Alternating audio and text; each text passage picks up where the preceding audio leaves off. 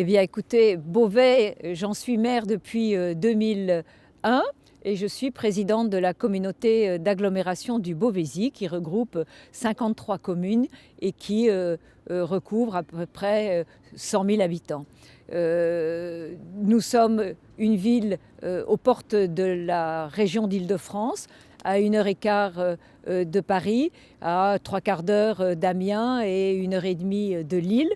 C'est un territoire que nous avons voulu dynamiser par son commerce, dynamiser par ses nouveaux logements, puisque nous avons gagné dans les 5 dernières années environ 1800 habitants, ce qui nous motive pour avoir une image moderne de cette ville, de la dynamiser et de la rendre accessible pour les commerces, accessible pour la culture et les loisirs et les sports, accessible aussi pour de nouvelles mobilités.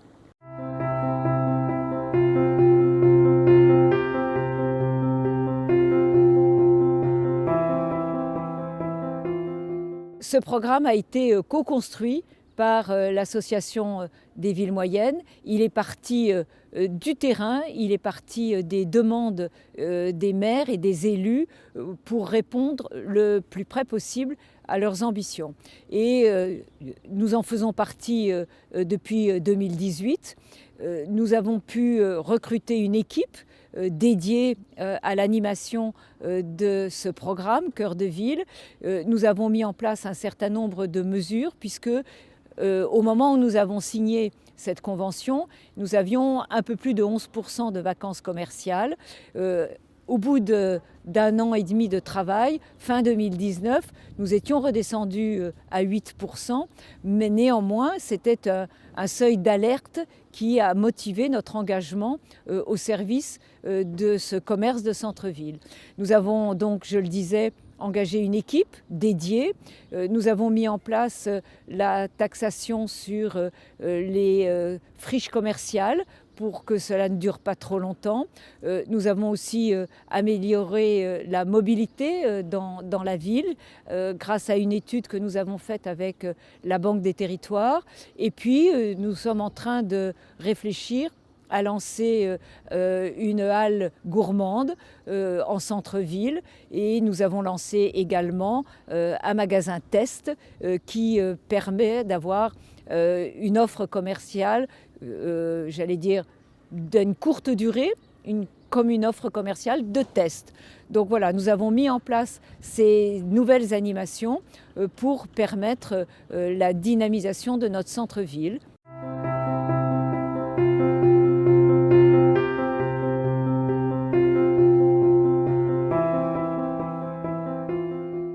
La formation est une fonction importante pour des élus depuis longtemps, mais surtout aussi de nouveaux jeunes élus. Nous nous apercevons que malgré les dispositifs qui existent avec les associations d'élus, seuls 3% des élus engagent une formation. Et c'est la raison pour laquelle, au sein de l'Agence de cohésion des territoires, nous avons lancé cette Académie des territoires en partenariat avec la Banque des territoires et en partenariat avec Sciences Po.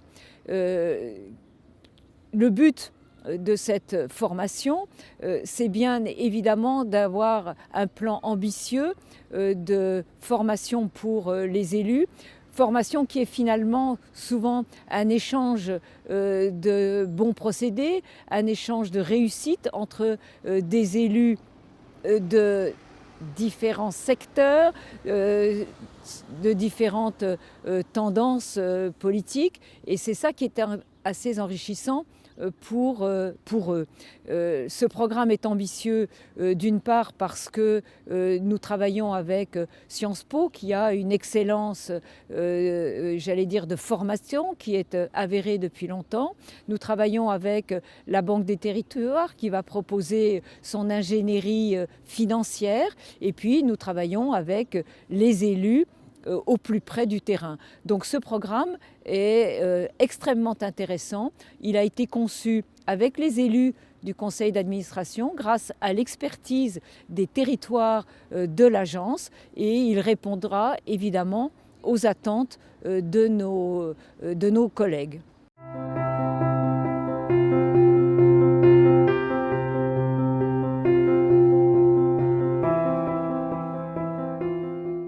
Vous savez qu'aujourd'hui, à cause de la crise sanitaire que nous traversons depuis près d'un an maintenant, c'est important d'avoir le plan de relance que le gouvernement a mis en place.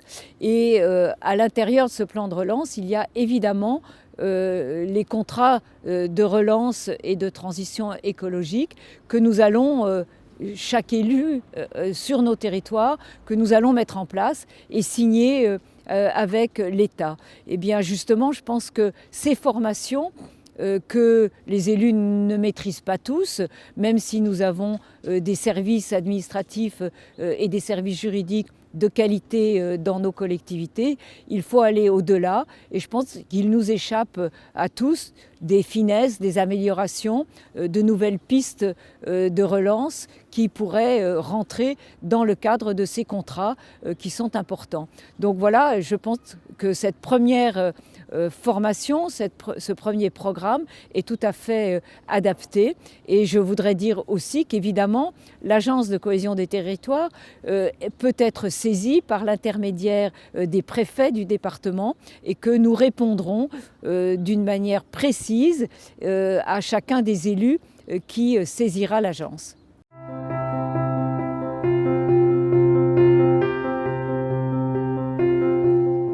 Ce qui me paraît important dans une formation, c'est d'avoir des exemples et de bonnes pratiques, des comparaisons avec des élus qui vivent différemment sur des territoires qui sont forcément pas identiques les uns avec les autres.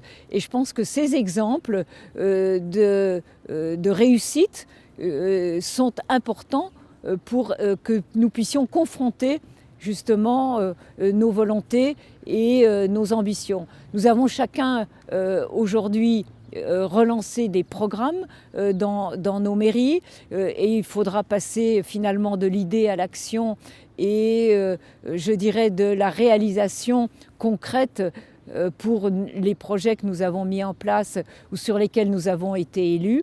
Et je crois que c'est important de pouvoir nous comparer, je dirais même étalonner chacun de nos projets par rapport à ceux de nos collègues. Les uns sont spécialisés dans les smart cities, d'autres peut-être plus sur des mobilités plus électriques et plus performantes. Donc je crois que c'est ça qui est important aujourd'hui, c'est de s'enrichir des bonnes pratiques des uns et des autres.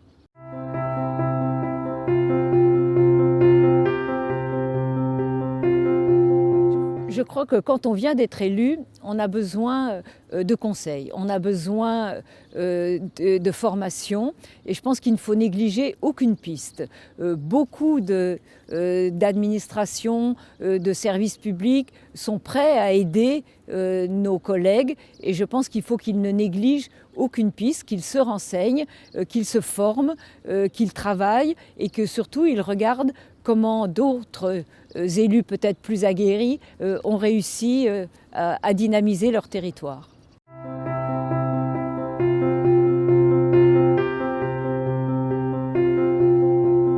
Nous sommes aujourd'hui dans une situation sanitaire et économique difficile pour nos concitoyens, difficile pour les élus parce qu'on peut moins aller sur le terrain, on ne peut pas aller à la rencontre de nos concitoyens et on ne peut pas animer des comités de quartier, par exemple. Et je pense que justement, ces offres de formation sont un peu, je dirais, un espoir concret, la mise en place de programmes qui vont nous permettre de travailler peut-être plus intimement pour préparer l'avenir. Je dirais volontiers à mes collègues, formez-vous, travaillez pour être le plus opérationnel possible. C'est la chance que vous offre aujourd'hui cette Académie des territoires.